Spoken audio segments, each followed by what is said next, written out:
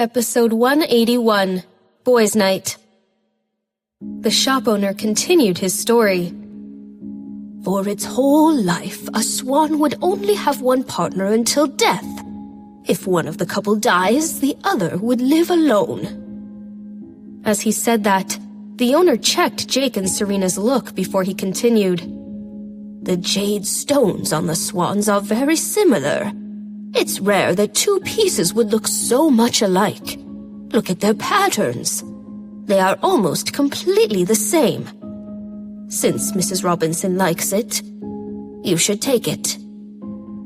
Serena liked it a lot, especially after hearing what the owner had to say about them. Her watery eyes made Jake understand this. "Wrap them up for us, please," Jake said. She looked at him and asked, "Will you wear it?" It is more of a pendant that could also double as a pin. Mr. Robinson, I'll show you how you can wear it so it does not look feminine. The owner quickly took a tool out and changed the pendant into a pin. Jake actually did not like it a lot. It was obviously something girlish, so how could he wear it? However, it was rare that Serena liked a piece of jewelry, so he decided to buy it first. She took the pin from the owner and pinned it on the left panel of Jake's coat. "Looking good!" She smiled, turned around, and put the necklace on herself. "How does it look?" "Great," he answered without thinking. She pouted. "You did not even think." He curled his lips and added, "Mrs. Robinson looks pretty always." The shop assistants felt so jealous that they wanted to shoot themselves. The entire atmosphere in the shop had become warm and fuzzy. The owner, on the other hand, had seen a lot in his life. He took the credit card, swiped it, and said goodbye to the couple respectfully. Serena walked around in the mall, but could not think of what she should give Grandpa. She frowned. "No rush. Take your time. There are still several days." Thinking of the fact that Grandpa had never liked her gift in her previous lifetime, she was a bit frustrated. Suddenly, she had an idea and looked at Jake with her eyes glistening. "Mr. Robinson, I have an idea." "What?" "I want to make Grandpa a longevity peach." "Longevity peach?" "Yes." She gestured the size of the peach with her hand. "A peach this big, but actually a bun. If I make it myself, will Grandpa be pleased?" "Yes." "Then it's settled." Serena let out a sigh of relief. "But will it look too cheap? Should I give him something else?" "Your idea is never cheap." If she were to make him something with her own hands, he would cherish it like treasure. His look softened as he rubbed her head. "Since you have an idea, let's go to Jackson's." Jackson's? She had only seen Jackson Robert a couple of times so far, and had only had one interaction with him. Last time, when she lost the baby. "Yes, he is preparing to propose to that woman, and that's why he's making their relationship public." "That woman? Mary Parker?" Serena blinked. "She will not say yes." Jake looked down at her. "You know her well?" "We have been classmates for 3 years." More importantly, she clearly knew that Mary Parker had never married Jackson Robert. In her previous lifetime, he had even killed her. "That's not a good thing." Jake kept his finger on her nose.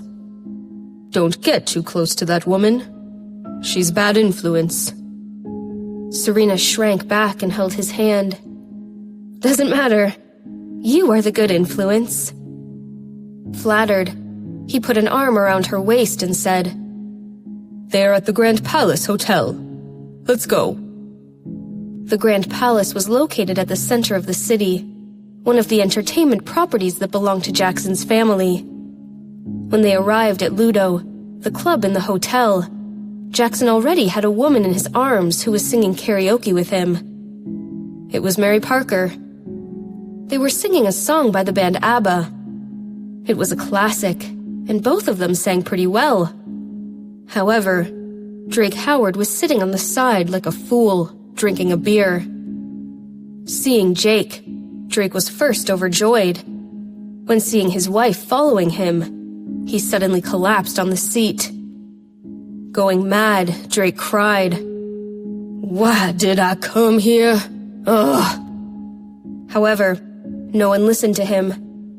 Jake and Serena sat down. He took a throw pillow and hit Drake Howard with it. After the song, Jackson put down the microphone and walked towards him. "Sunshine, come and sing," Mary Parker said. "I remember you to be quite the karaoke queen during high school. Do you know how to sing the song Dancing Queen?" "Absolutely." She immediately went over and took up the microphone that Jackson had put down. "Let's do it." When the familiar melody was played and the singer's face appeared on the screen, Serena became more excited. Mary gestured to indicate that she was about to sing first, and both of them broke into a melodious session. Seeing the two women singing, Jackson couldn't help smiling. He threw a cigarette at Jake and asked, "Did you eat yet?" "Not yet." He took the cigarette and let Jackson light it for him. "All right." Jackson blew a puff of smoke slowly. "We can eat together later." Jake glanced at him and then at Mary. He suddenly asked out of nowhere, "Are you serious?" Jackson bit on his cigarette and had a smile in his eyes. "Yes." "Your father will not agree. I'm the one getting married, not him. You're just going to disregard him. Can't I?" Jake flicked his cigarette and said ambiguously, "After getting married, it would be different." "She has been with me for 3 years, and we've been sleeping together for 2 years. The difference is just the marriage certificate. What could change?" Drake leaned over and listened to their conversation. "You're not the one on her mind, so she will leave you sooner or later." Hearing that, Jackson became silent. He inhaled deeply, gazing at Mary Parker, as if he wanted to take her in with the smoke.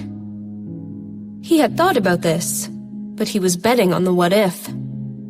What if she was willing to settle down with him after getting married and having a baby?